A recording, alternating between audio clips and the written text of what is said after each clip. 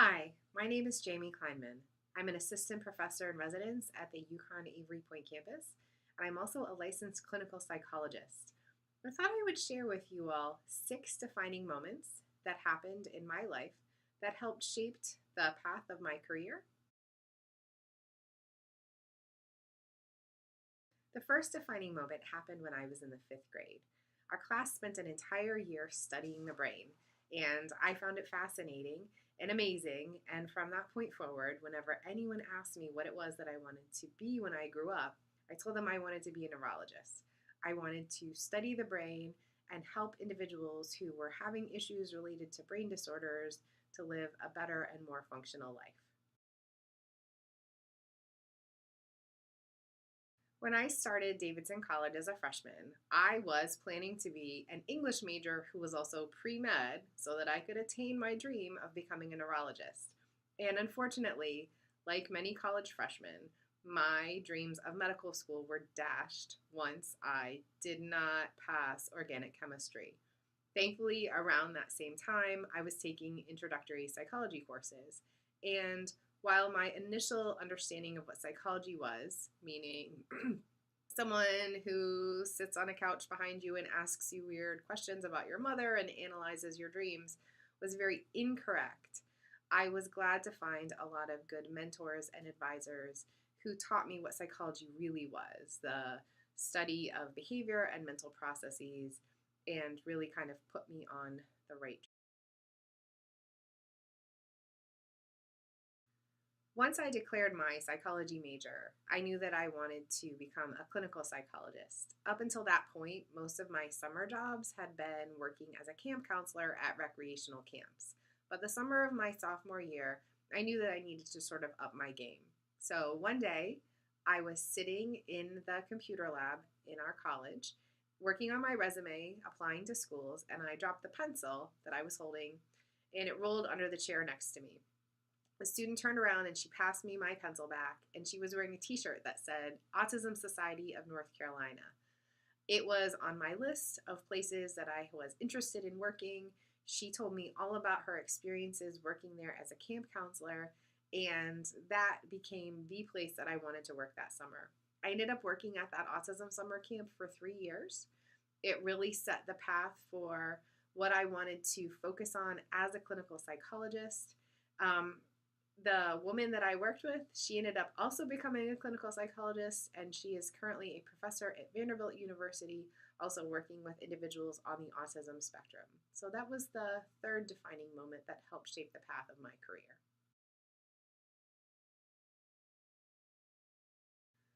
My fourth defining moment came at the very end of my college career. I had been in my advisor's office just chatting with her about, wrapping up my courses, and she passed me a pamphlet for a conference about individuals who had autism spectrum disorders. She wasn't expecting me to attend the conference, but it was more just, for my information. I went to the conference, and as chance would have it, one of the professors who was discussing his research happened to be studying something that I was very interested in, the face processing of individuals with autism spectrum disorders. At the end of his talk, there were some time for questions and comments, and I worked up the nerve to go and speak to him. I will be really honest, I had butterflies in my stomach. I was terrified. Here was someone who was a professor at Yale studying what I wanted to do.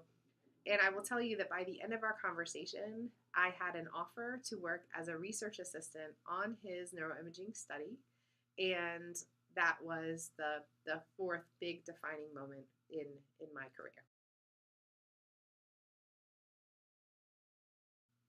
Unlike today, in the late 1990s, when I was working as a research assistant, autism was nearly as well known or well understood as it is. And on our study, I got the chance to work with and meet a tremendous number of families whose children were participating. And I heard a very similar story again and again from a lot of the families who came to be part of our research study. In most cases, the parents or the mother had known that there was something wrong with their child. Either they had another child before or had nieces and nephews, and they could really tell. They brought their concerns to their pediatrician, who dismissed them, who said, "You're just being anxious," or "boys talk late." And so while I thought that I had wanted to continue to do neuroimaging research and face processing research in my graduate training, by the end of my time as a research assistant, I knew I wanted to do something really different. And that's what led me to apply to the University of Connecticut to work on their early detection of autism study. I really wanted to be part of a group that was helping parents and children get identified with autism as soon as possible so that they could get treatment, so that they could enter school with as much independence and language and social abilities as was possible. So the sixth defining moment happened towards the end of my training and career. I graduated with my PhD from UConn in 2007, and I took 1 year off after graduating. I was writing grants and papers, and I was also busy with my second child, who was a newborn, and my family moved to a farm. After that year, I went back to the research study that I had worked on as a graduate student, but this time as a clinical research associate. And in my role, I helped perform evaluations for the children who were in the screening study, and I helped supervise graduate students. As it happened during that time, UConn was in need of someone to step in and teach a psychology course to graduate students. They asked me to do it. I did it. I liked it. They asked me to teach another class, this time with undergraduate students. I did that. I loved it. And at that point, I shifted away from working as a research associate and towards my current role, which is teaching exclusively and advising at the Avery Point campus.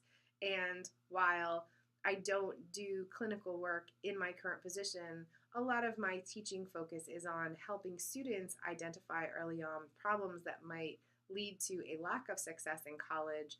And so I'm able to put forth a lot of the skills that I learned as a clinical psychologist and utilize them in the classroom to help my students succeed.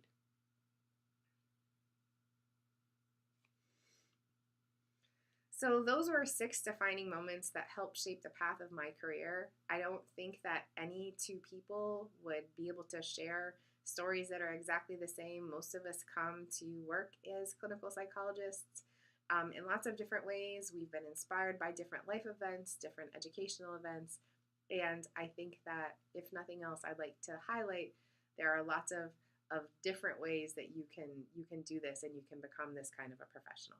Thank you very much.